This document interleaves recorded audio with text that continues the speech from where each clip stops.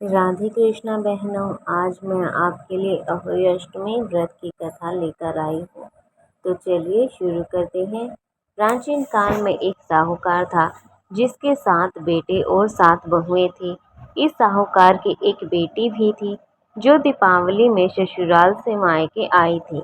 दीपावली पर घर को लिपने के लिए सातों बहुएं मिट्टी लेने जंगल में गई तो ननद भी उनके साथ में चल पड़ी। साहूकार की बेटी जहाँ मिट्टी खोद रही थी उस स्थान पर श्याहू अपने 7 बेटों से रहती थी। मिट्टी काटते हुए गलती से साहूकार की बेटी की खुरपी की चोट से साहू का एक बच्चा मर गया। इस पर क्रोधित होकर साहू बोली कि मैं तेरी कोख बांधूंगी। साहू के वचन सुनकर साहूकार की बेटी अपनी सातों भाभियों से एक एक करके विनती करती है कि वह उसके बदले अपनी कोख बंधवा ले। सबसे छोटी भाभी ननद के बदले अपनी कोख बंधवाने के लिए तैयार हो जाती है।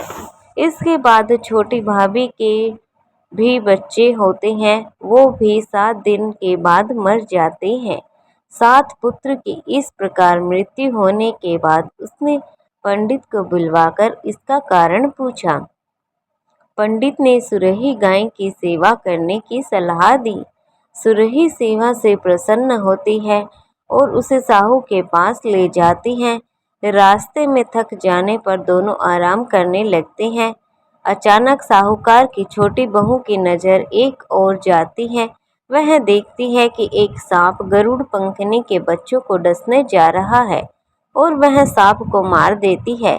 इतने में गरुड़ पंखनी वहां आ जाती है और खून बिखरा हुआ देखकर उसे लगता है कि छोटी बहू ने उसके बच्चे को मार दिया है।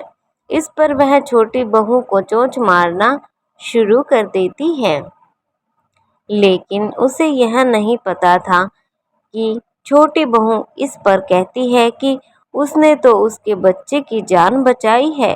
गरुड़ पंखनी इस पर खुश होती है और सुरही सहित उन्हें साहू के पास पहुंचा देती है। दोनों ऐसे चलते चलते साहू के पास जा पहुंचे। वहां साहू छोटी बहू की सेवा से प्रसन्न होकर उसे 7 पुत्र और 7 बहू होने का आशीर्वाद देती है। साहू के आशीर्वाद से छोटी बहू का घर पुत्र और पुत्र वधुओं से हरा भरा हो जाता है। अहोई का अर्थ एक यह भी होता है कि अनहोनी को होनी बनाना और किसी अप्रिय अनहोनी से बचाना। तो हे माता, जैसे तुमने उस छोटी बहू के कोख भरी है वैसे सभी की कोख भरना और सभी के पुत्रों को लंबी आयु देना। तो वीडियो आपको अच्छी लगी तो लाइक करना, शेयर करना, कमेंट में जय अहोई माता जरूर लिखना और चैनल सब्सक्राइब